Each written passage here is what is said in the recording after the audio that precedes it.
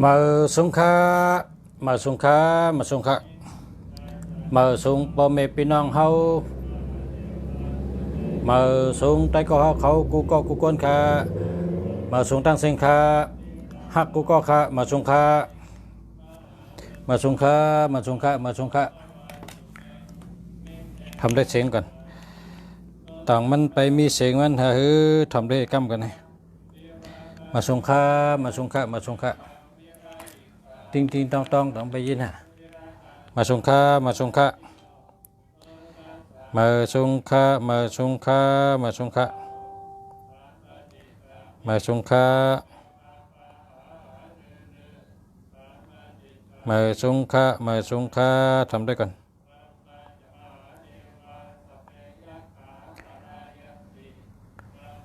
มาสงค้ามาสงค้าปอสละมาสงค้า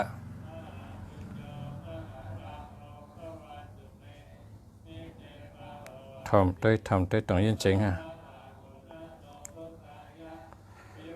ตรวจสอบได้เสียงก่อนต้องยินเสียงมาสงค้ามาสงค้า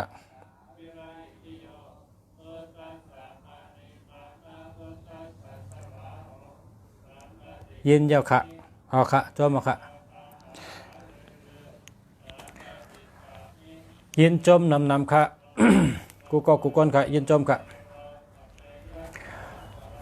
มีพี่น้องถามมา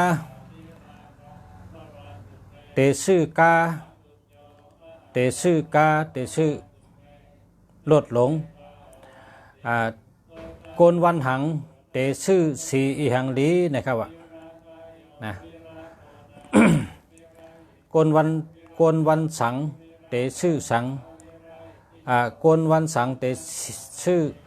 สีเจิ้งหือลีนะครับว่าซื่อกาซื่อลดหลงนะ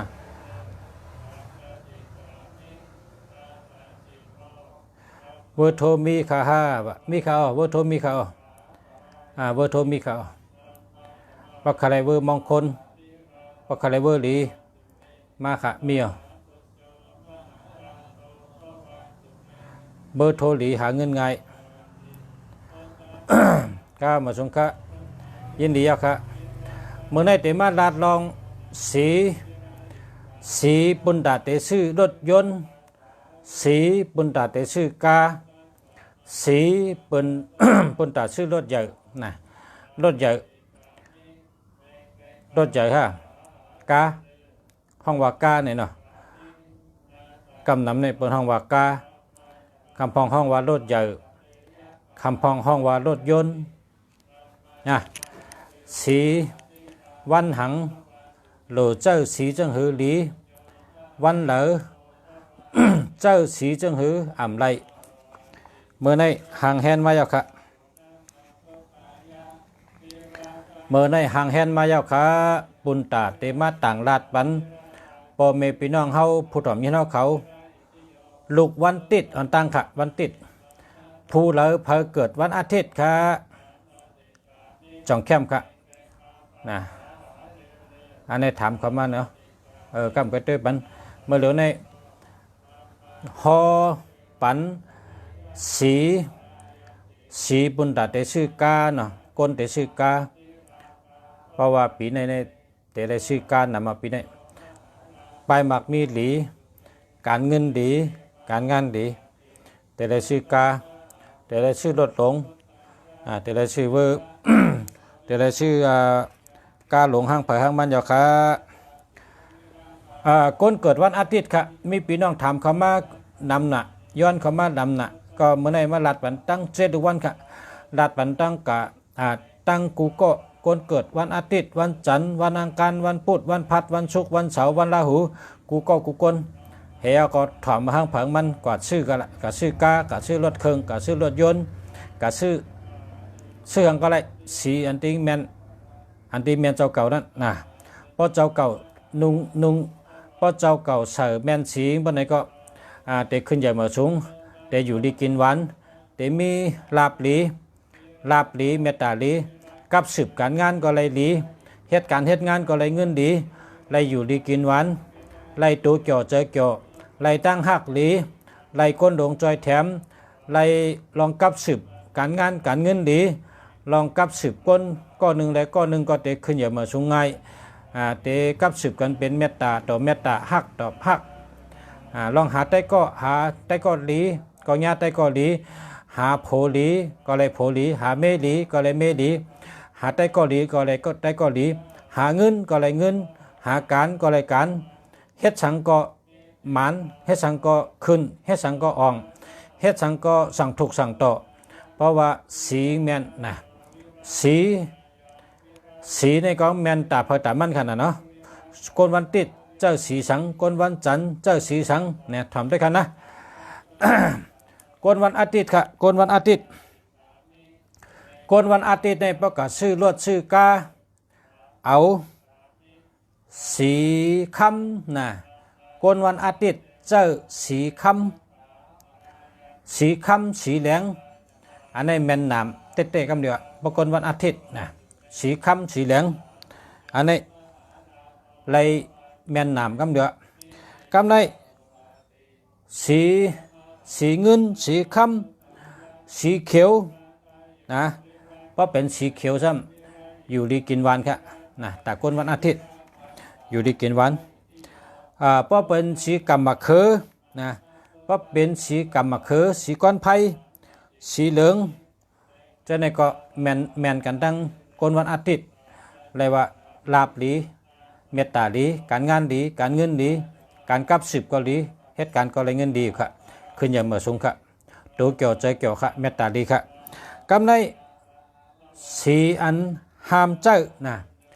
สีอันห้ามเจ้าคนวันอาทิตย์ห้ามเจ้า คนวันอาทิตย์ห้ามสีน้ำเงินนะคนวันอาทิตย์ในห้ามสีน้ำเงินสีผ้าสีหลำสีจำปูเนี่ยคนวันอาทิตย์เนี่ยห้ามเจ้าห้ามซื้อนะมันเป็นลับมันมีลับการงานก็เฮ่อการงานก็หยาบ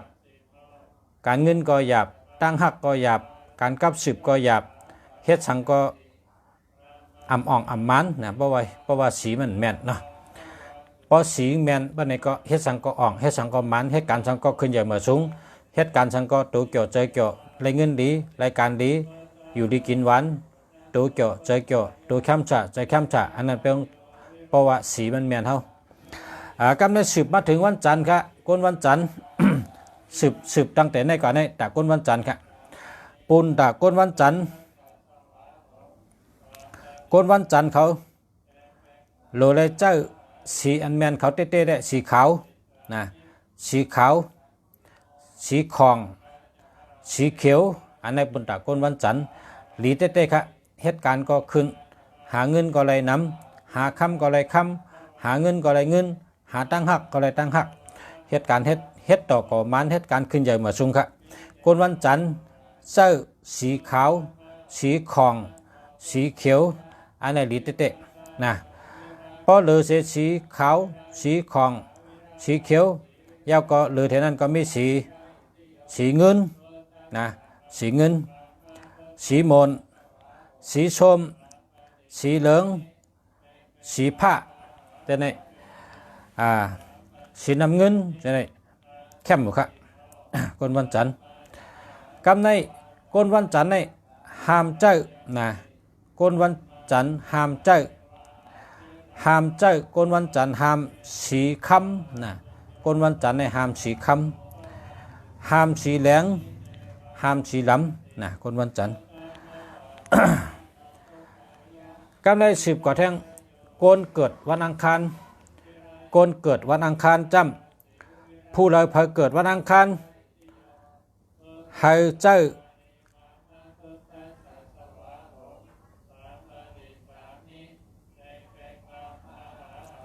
เปิ้นว่าสีคิมเนี่ยว่าสีคิมในก็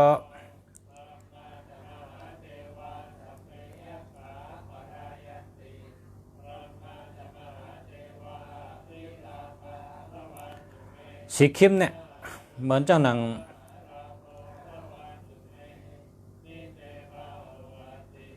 ต้องรู้จักคิมฮะ สีคิมในกำไตเอาแต่ว่าเฮือนะต้องไปอะไรละนะพอกำไตเฮมต้องคนวันอังคารเจ้าสีของสีคิมสีเขียวสีส้มจะได้เงินรายเงินดีเตะๆการงานดีการเงินดีคนวันอังคารสีของสีคิมสีเขียวสีส้มการเงินดีเพราะเขาตั้งหักหลีการกับสืบหลีเจ้าสีหลำสีผ้าอันนี้ลองกับสืบหลีนะปุณตะเกินปุณตะก้นเกิดวันอังคารค่ะมาสงค่ากำได้ซ้ำโกนวันอังคารห้ามเจ้าสีโกนวันอังคารเนี่ยห้ามเจ้าสีขาวห้ามเจ้าสีแดงห้ามเจ้าสีคำห้ามเจ้าสีกำห้ามเจ้าสีก้อนไผ่ห้ามเจ้าสีน้ำเงินนะอันนี้ปุณตะโกนเกิดวันอังคารค่ะเนาะ สืบเสร็จในก็โกนเกิดวันพุธค่ะโกนเกิดวันพุธโกนเกิดวันพุธในสีเขียวสีเทาสีเงินสีส้มสีปอนสีเหลืองสีผ้าสีน้ำเงินสีแหลงสีคำจะไหนดีแต่ค่ะโกนเกิดวันพุธค่ะเพราะผู้เราพอเกิดวันพุธก็ชื่อสีเป็นเซอร์โคก็เลยเป็นกาเป็นรถก็เลยเป็นอีสังก็เลยปุ่นตาเจ้าตื้อเฮงแมนจอมบันเผยวันมันไปไหนแต่วันพุธสีเขียวสีเทาสีเงินสีส้มสีปอนสีเหลืองสีผ้าสีน้ำเงินสีแหลงสีคำ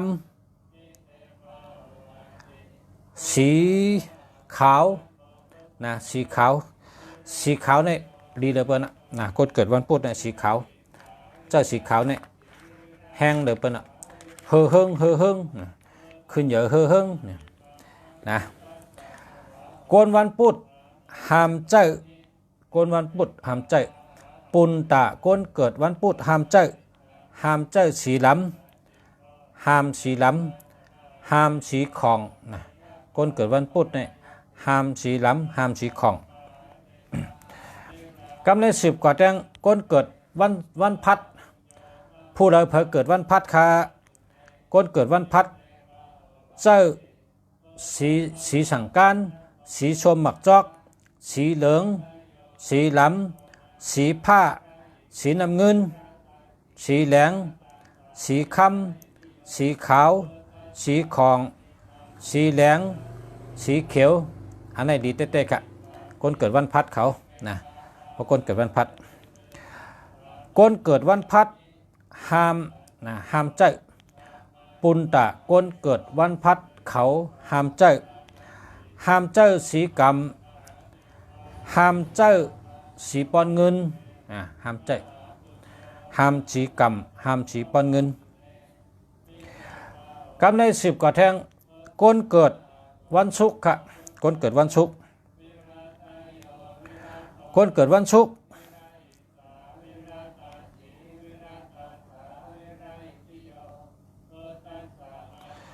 คนเกิดวันศุกร์ในเจ้าสีผ้าสีน้ำเงิน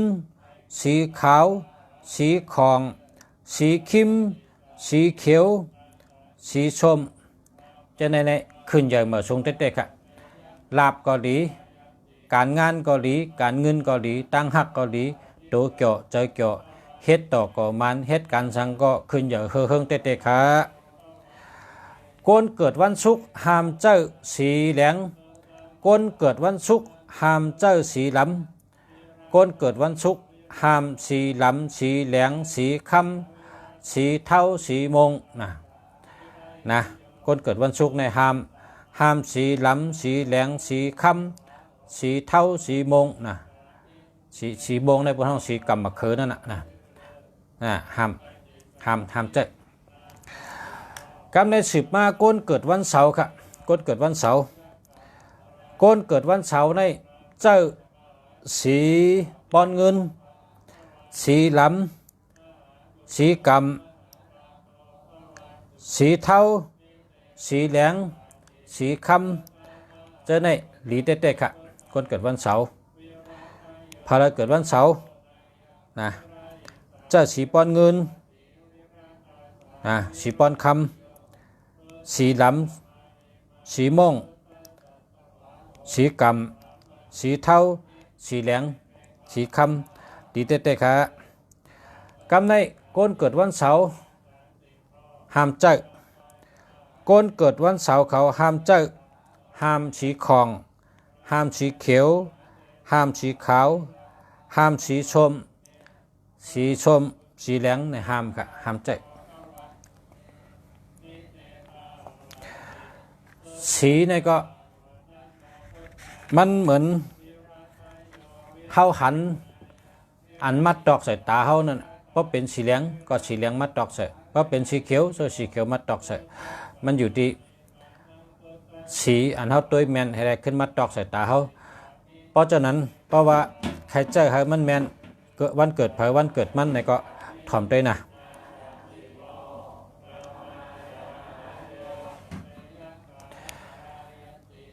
กำในสี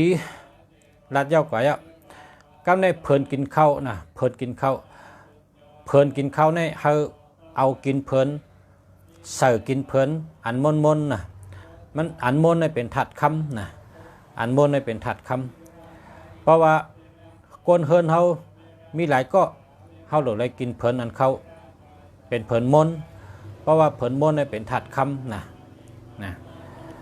เพลินมนในเป็นถัดคำเพลินเข้าเพลินกินข้าวเนี่ยเขาเจอเพลินมนนะกูก้นกะพ่อแม่พี่น้องเขาในมันลองอยู่เศร้าในเฮินเฮาพุ่นตะคนในเฮินแต่ไรมาอ้อมล้อมพร้อมกันฮักกันพร้อมกันเนาะเพิ่นเข้าในหาซื้ออันมนมาไว้นะพอแบ่งกันกินข้าวหากินผลอันมนนะคนวันจันทร์คาลูนะคนวันจันทร์ลาดไก่เอามาไก่ไปป้าวันจันทร์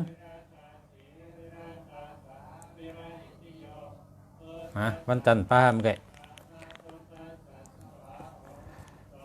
วันจันทร์ป้ามาไก่ลืมวันจันทร์มีคนถามเขามาว่าวันจันทร์ป้าคาลูนี่แหละป้าวันจันทร์ตกไปวันจันทร์อ่านทั้งกำก็ได้นะวันจันทร์มาอ่านทั้งกำวันจันทร์มาคนวันจันทร์ผู้เลอเผยเกิดวันจันทร์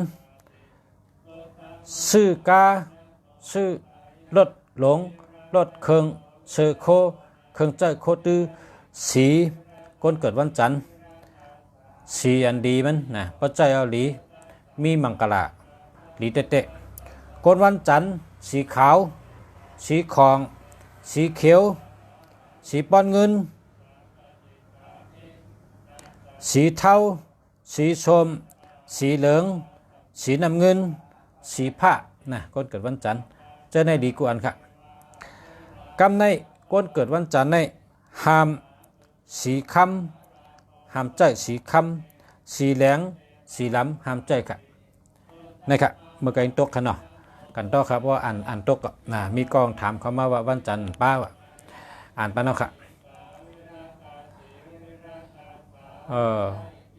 ลุงใครหมายพงส่งปันจังไรเขาหมายพงในส่งปันไรส่งตีเลยก็เลยแต่ในเมืองไทยในส่งไรกุฏิในเมืองใต้ก็ส่ง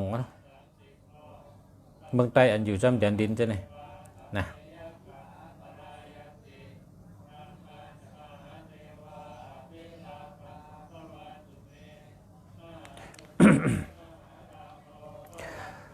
นั่นก็เมื่อในเขาเอาลองสีปุ่นตาเจ้าตื้อ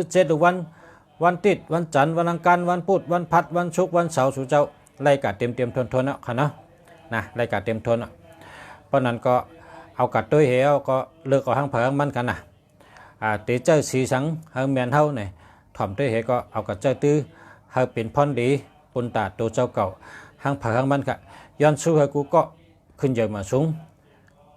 ขึ้นเยอะเฮือเฮิงอยู่ดีมีเงินห่างดีกึกปืนกูก็กูคนขะย้อนเถอะเป็นสัตเทหลวงกูก็ขะเนาะเจออันถามมาหมายพงจ่องมันดีอันว่านั้นลุงเสียได้ตัวปนุกำเนี่ยประชาได้ขึ้นตัวเหี่ยวก็ลาดปันสุเจ้า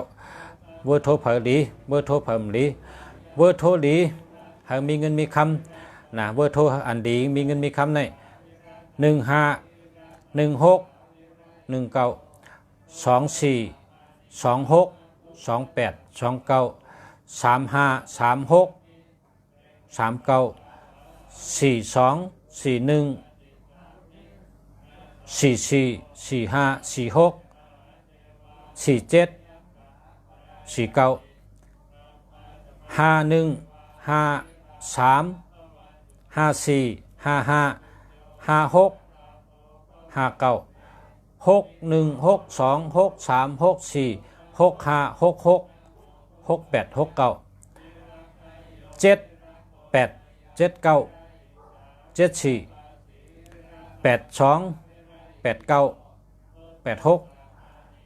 พอเป็นตัวเก่าแล้วดีกว่าตัวเก่า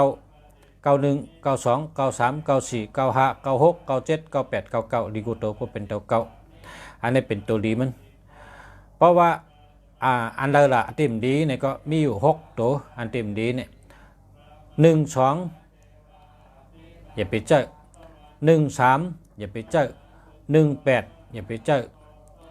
2 7อย่าไปเจอ3 7อย่าไปเจอ6 7อย่าไปเจอมีกันไหนกันก็ศูนย์ให้มีตัวเดียวนะศูนย์ให้มีตัวเดียวเพราะว่ามันจับกันพวกไหนเนี่ยอาทิตย์เป๋เหมือนกันกัน